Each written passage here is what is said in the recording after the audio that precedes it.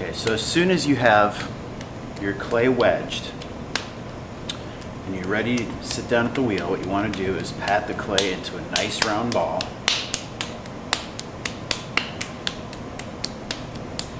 Patting it into a nice round ball will make it easier to stick the clay to your wheel.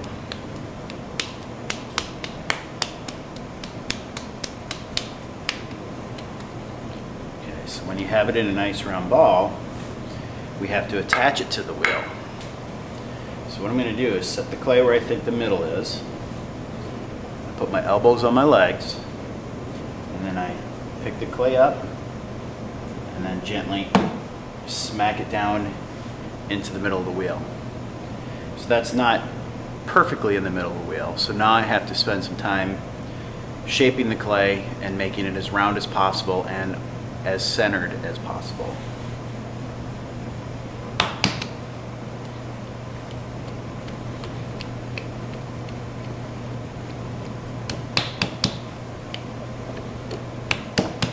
An easy way to tell how centered you're getting it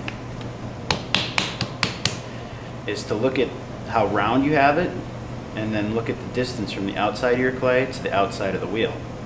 That distance should be approximately the same all the way around.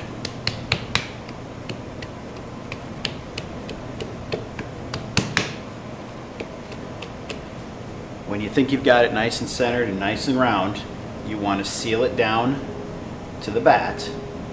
And that's done by taking your finger, turning the wheel with one hand and dragging that finger right along where the clay meets the bat and smearing the clay down onto the bat. This will keep the water from getting underneath your clay. If you get water between the clay and the bat, your clay will slide around and it won't allow you to center your clay or to make a piece of pottery that is very symmetrical. So when you have that done, we can get the wheel going. And generally you want the wheel going as fast as you can get it to go when you're centering. So in centering there's two parts. The first part is coning and then compressing. So add some water. Make sure your hands are wet. Your right hand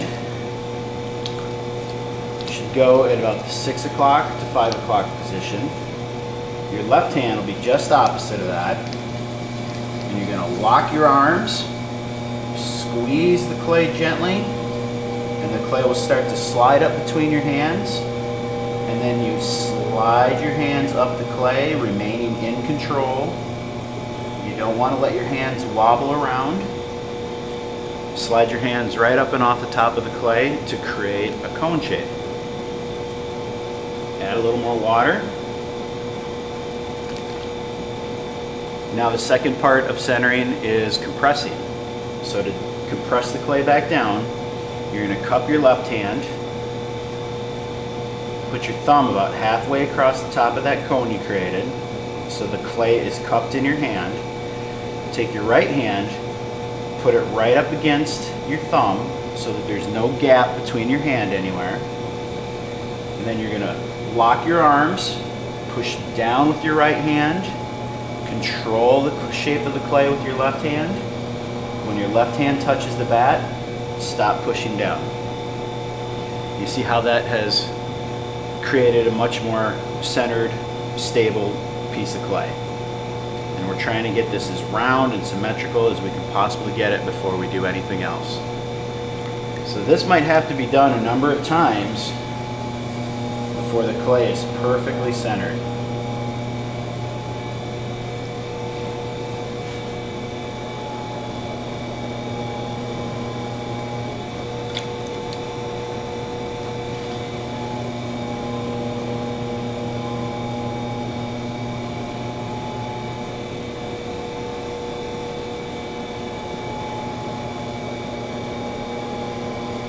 If at any time you feel your hands drying out or the clay starts to feel rough, add more water.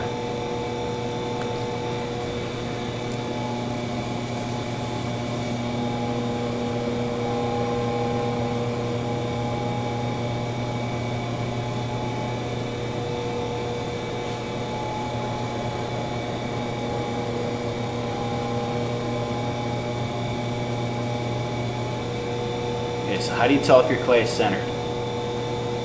Well, you should be able to just look at the clay and see if it's centered or not. If it has any wobble to it at all, any kind of side-to-side motion, or any bumps or anything unusual, then it's probably not centered and you need to cone it and compress it again.